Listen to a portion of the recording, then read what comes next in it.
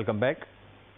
જે દીકરાને લાડ કોળથી ઉછેર્યા, જેને નાની સરખીએ જો ઠોકર લાગે તો મા બાપનું હૃદય દ્રવી ઉઠે।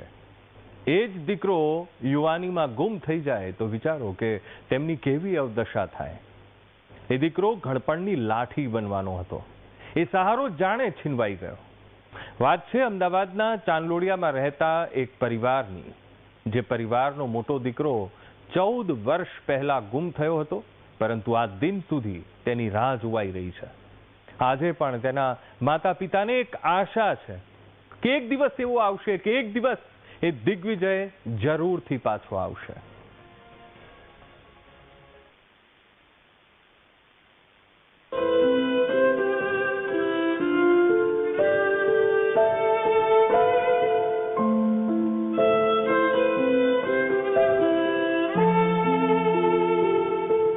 માતાના કાળજાનો ધબકારો એટલે દીકરો, પિતાનું અભિમાનથી ઊંચું માથું એટલે દીકરો।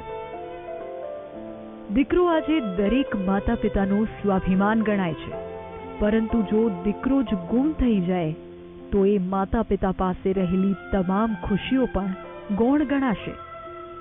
અમદાવાદના ચાંદલોડિયામાં રહેતા એક ડોક્ટરના પરિવારમાં પણ કંઈક આવું જ બન્યું છે। 14 વર્ષ પહેલા યુવાન દીકરો ગુમ થઈ જતા માતા પિતાની પીડાનો કોઈ પાર નથી। ડોક્ટર જોગેન્દ્રસિંહ ચૌહાણ તેના 2 બાળકો સાથે ચાંદલોડિયામાં વર્ષોથી રહે છે। વર્ષોથી લોકોની સારવાર કરતા આવ્યા। સમાજની પીડા તો તેઓ દૂર કરી શક્યા, પરંતુ વર્ષ 2011માં તેમને જે પીડા મળી તેની સારવાર આજ દિન સુધી થઈ શકી નથી। એ પીડા છે યુવાન મોટા દીકરાનું ગુમ થવું। તે તો એ જતો રહ્યો ત્યારે તો આપણી માનસિક સ્થિતિ તો ખરાબ જ હોય, પણ તોય પહેલા તરીકે મેં બહુ મન કાબૂમાં રાખ્યું હતું અને ત્યાર પછી અમે જાણવા જોગ પોલીસ ફરિયાદ પણ કરી હતી। પોલીસવાળાએ સારો સપોર્ટ આપ્યો હતો અમને। ત્યાં બધે અમારી જોડે આવતા હતા, જ્યાં જ્યાં અમે કહીએ કે અહીંયા હોય છે, કદાચ હોઈ શકે તો ત્યાં પોલીસવાળા પણ અમારી જોડે આવતા હતા અને અમે અમારી રીતે પણ જતા હતા। બીજું અમદાવાદની આજુબાજુના આશ્રમ જે છે, સાણંદની બાજુમાં એક મુનિ આશ્રમ છે, ત્યાંના અમને સમાચાર મળ્યા હતા તો ત્યાં પણ અમે શોધખોળ કરી હતી। નડિયાદ બાજુ એક આશ્રમ છે, ત્યાં પણ અમે શોધખોળ કરી હતી, પણ કોઈ શોધખોળના અંતે પરિણામ તો શૂન્ય જ આવેલું। એ 4-5 વર્ષ અમે પ્રયત્નો કર્યા, હજી પણ જ્યારે અમને ખ્યાલ આપેલો કંઈ પણ સમાચાર મળે તો તપાસ કરીએ છીએ, પણ પરિણામ શૂન્ય જ આવે છે, આવતો નથી। હવે આપણે એટલું જ કહેવાનું કે ભાઈ દિગ્વિજય જ્યાં હોય અને કદાચ જોતો હોય અને સાંભળતો હોય તો કોઈ પણ જાતનો સંકોચ રાખ્યા હોય કે ઘરે પરત આવી જાય તો અમે સ્વીકારવા તૈયાર જ છીએ એમ, એટલે એવું કોઈ મનમાં સંકોચ ના રાખે। દિગુ આજે જ્યાં પણ હોય ત્યાંથી પાછો આવી જા, અમે તને સ્વીકારી લઈશું। આ શબ્દો છે એ માતાના જે આજે પણ તેના વાલ સોયાની રાહ જોઈ રહ્યા છે।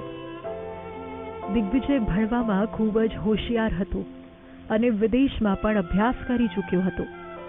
અમદાવાદમાં કોલેજ દરમિયાન તે એક યુવતીના પ્રેમમાં પડ્યો હતો, જે બાદ બંને યુવક યુવતી વતનમાં નાસી છૂટ્યા હતા। દિગ્વિજયના પરિવારને જાણ થતાં બંનેને ઘરે પરત લાવવામાં આવ્યા હતા, જે બાદ યુવતીને તેના ઘરે પરત મોકલી દેવામાં આવી હતી। બીજા દિવસે દિગ્વિજય કોલેજ જવાનો હતો। ઘરમાં બધું જ સામાન્ય ચાલી રહ્યું હતું। માતાએ દિગ્વિજયને જમાડ્યા અને કોલેજ જતા પણ જોયા, પરંતુ એ માં જાણતી ન હતી કે તે પોતાના દીકરાને હવે ક્યારેય જોઈ શકશે નહીં। કોલેજ ગયા પછી દિગ્વિજય ક્યાં ગયો તેની કોઈ માહિતી માતા પિતાને ન મળી। ત્યારે એ પેલા એક બેબીને લઈને જતો રહ્યો ને તે પછી આવ્યો, અમારા ગામડે જ જતો રહ્યો હતો ત્યાં ને પછી ત્યાંથી અમે લઈ આવ્યા ગાડી સ્પેશિયલ વાહન કરીને। પછી ઘરે આવ્યો, એક દિવસ રહ્યો ને સવારે એના ફ્રેન્ડનો ફોન આવ્યો કે કોલેજે તું આવી જાય એમ, એટલે એ કોલેજે હું જાઉં છું એમ કરીને, મમ્મી જાઉં છું એમ કરીને ગયો છે કોલેજે ને હજી લગી પાછો આવ્યો નથી ઘરે। દીગુ જ્યાં હોય ત્યાંથી ઘરે આવતો રહે, તને કશું કઈ નહીં કોઈ કહે, ઘરે પાછો આવતો રહે। 14 વર્ષથી રાહ જોવે તારી માં, જલ્દી જલ્દી આવતો રહે। આશા છે ને પાછું આવશે, તમે મા તરીકે શું કહેશો? આવશે એવી આશા રાખીએ છીએ અમે તારી. દિગ્વિજયને જે યુવતી સાથે પ્રેમ હતો એ યુવતીના આજે બીજી જગ્યાએ લગ્ન પણ થઈ ગયા છે. આ વાતને પણ વર્ષો વીતી ગયા. યુવતીના પરિવારજનો ક્યાંય સંડોવાયા હોય તેવા પુરાવા પણ નથી મળ્યા. કારણમાં તો હવે કશું કહી ન શકાય. એજ્યુકેટેડ છોકરું રહ્યું એટલે ક્યાંક એની રીતે ત્યારે સેટ થઈ ગયો હોય ને હવે આવવા ન માગતો હોય કદાચ, અને માંગતો હોય તો એને સંકોચ થતો હોય, અને આપણને તો એવી આશા છે કે ભવિષ્યમાં ગમે ત્યારે પણ આવશે ખરો એમ. એવી તો કોઈ શંકા છે નહીં આપણને કોઈની ઉપર. એ તો હવે આપણને કોઈ એવા સુરાગ જ મળ્યા નથી એટલે આપણે કેમ કહી શકાય એમ. આક્ષેપ તો આપણે મૂકી ન શકાય. એની બેબી પણ ન હોય, આ છે તે છે તો આપણે હજુ કરી શકીએ એમ. બાકી તો હવે આપણે આશા રાહ જોવાની રહી. ત્યારે ચાંદલોડિયાના ચૌહાણ પરિવારનો દિગ્વિજય પણ પરત ફરે એવી આશા સાથે જીવી રહ્યો છે.